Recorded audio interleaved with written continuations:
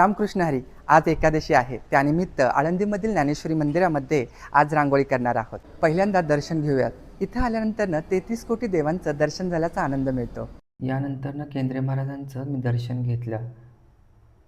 आखणी पूर्ण करून घेतली. रंग भरायला सुरुवात केली. अवघा रंग एक झाला. रंगी रंगला श्रीरंग. रंग भरताना एक वेगळा आनंद वाटत होता आणि पंढरपूरच्या पांडुरंगाला भेटण्याची ओढ लागली.